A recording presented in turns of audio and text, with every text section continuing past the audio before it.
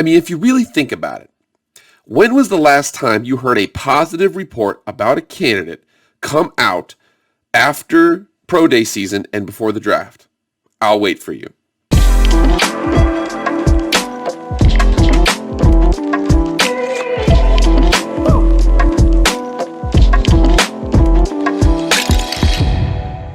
What is up, everyone? It is Jake with Master Football. Back at it again. Happy Monday. And I know I say happy all the time when I was just trying to be happy, okay? Just trying to be happy.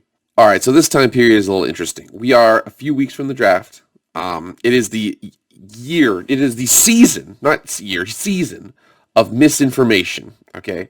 I mean, if you think about it right now, so what's going on is currently teams have pretty much got their boards set. There might be a couple people that have this guy or that guy. People are moving. They're mostly set. The mold is set. It's drying, and we might move a couple people up and down a couple spots. Basically, for candidates, the only way they can move any way significantly is down. And you're going to see that in a couple of reports here, because you'll notice that the reports that are coming out right now, I mean, if you really think about it, when was the last time you heard a positive report about a candidate come out after pro day season and before the draft? I'll wait for you. The reason why I'll wait for you is because there isn't any. There's never any positive reports. Now is the time when teams are going to you're going to hear this word a lot. You're going to see this. Ooh, this team's interested in that guy. That team's interested in this guy. And you're going to notice, especially after the draft, that the better organizations, everything that came out was completely false. And the worst run organizations, everything that came out was completely true. So I really like this article by Josh Edwards here on CBSSports.com. I am going to put it in the link in the description. You're going to go and see it. But he just talks about how, I mean, what's going on right now is the year where is the time of the season when you want a report to come out about a player to make them fall. You want to hear this about them. You want to hear that about them. You want to say, oh, this team's doing this. We're not doing that. You have to understand, and you're going to see within a couple things here, what's the motivation to do so? And you're going to see that they actually want people to fall to them. So let's go through a couple of this article right now.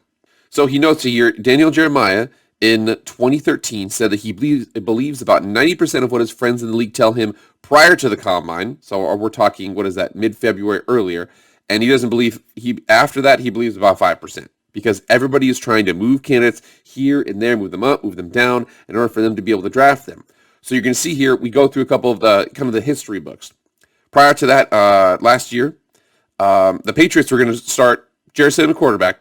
The Dolphins are interested in Tua Tagovailoa, and the Chargers are going to go with Tyrod Taylor, quarterback. That's who we're sticking with. You notice how all three of those didn't come into fruition. They're all quarterback related. Again, looking here now, we're seeing a couple things. So we're seeing that Zach Wilson, Zach Wilson, not really a hard worker, man. I don't really know. He's been fed with the silver spoon. Again, there might be some truth to that. There might not be some truth to that. But I think that more so, the fact is people wanting that to be the truth, or they want you to think that's the truth. They want that. They want the Jets to think that. Ooh, yeah, well, Jets, I don't know about that, man. You might want to let him fall, maybe to us. That's kind of what the thought process is going on. The Eagles and the Falcons are disinterested in drafting quarterback early. Now, you have to remember that, we're sticking with our quarterback, we're sticking with our quarterback, we're sticking with our quarterback. I think that if you want a quarterback, you want all of the quarterbacks to either fall or the other players to move up. If you don't need a quarterback, you want all of the quarterbacks to go up so that those players fall to you. The Raiders did this for many years. I mean, they did it with Drew Lock and Dwayne Haskins and Kyler Murray. They were going to pick every single quarterback, haven't picked one. This one is hilarious here. So, positional uncertainty for Kyle Pitts, Micah Parsons. Ooh, there's a lot of teams who think he doesn't have the ability to be a tight end. He's probably going to be receiver only. That limits his ability. No, what that is teams who are 8, 9, 10, 11, 12, 13, 14 are wanting him to fall to them. Same thing with Micah Parsons. Ooh, Micah Parsons, not sure if he's outside linebacker 4-3, if he's outside linebacker 3-4, if he's a blitzer, is he this, is he that. We don't really know if he has a set role. But if he fell to us, we'd love to take him. That's what's going on right here with these guys.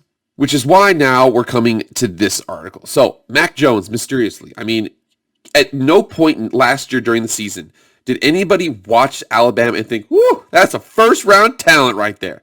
You saw it with Trey Lance. People were talking about Trey Lance years ago. You saw it with Justin Fields. Top-flight player, top-flight team, top-flight recruit. He has been at the top his entire way. Trevor Lawrence. Zach Wilson did get pushed up. I think Zach Wilson got pushed up because people just didn't really watch a lot of BYU. And we're like, he doesn't really have that good of an arm. And then he rolls out to left, throws back to the right, and throws it 50 yards on a dime. And you're like, oh, he can play. So they kind of go like that.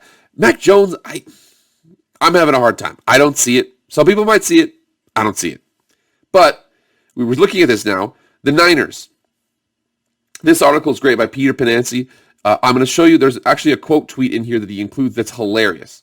So for the most part, the Niners have done a pretty good job of keeping what they're doing on the down low. So if you look at it here, so right here in this is a tweet thread from Rob Lauder.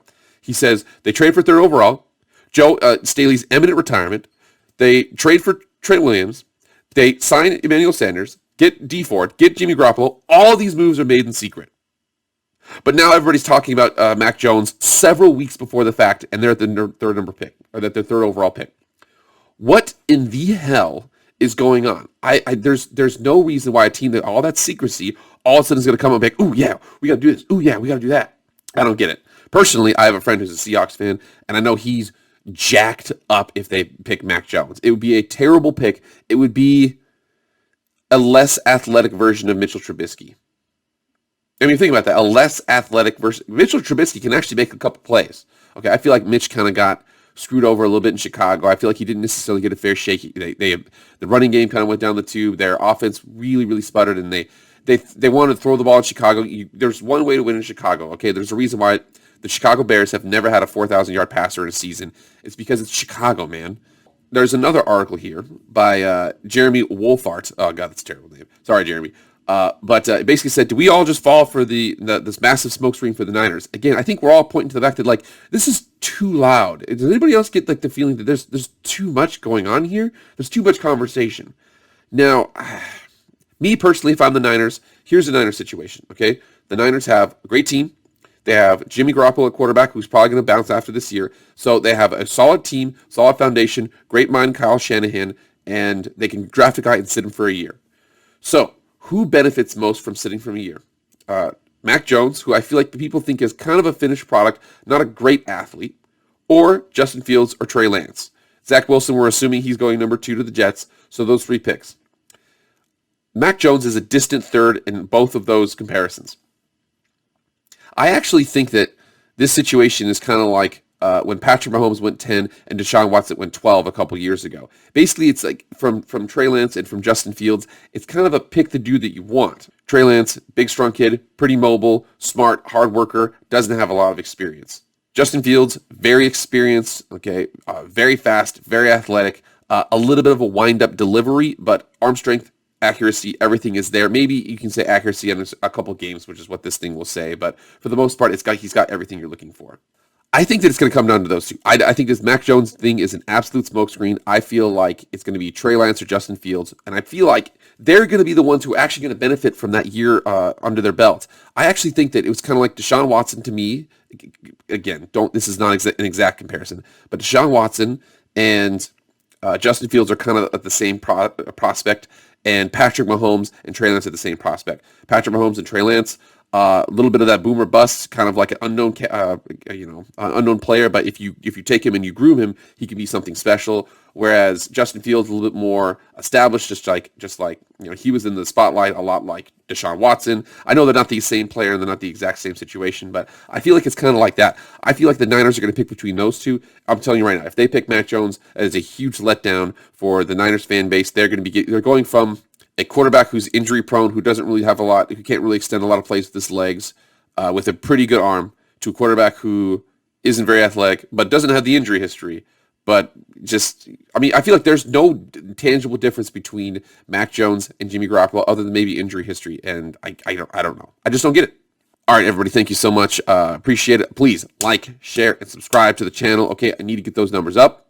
Tell your friends about it. Tell your friends even if you don't like it. Okay, just let them know. But I will see you guys on Wednesday. I am out.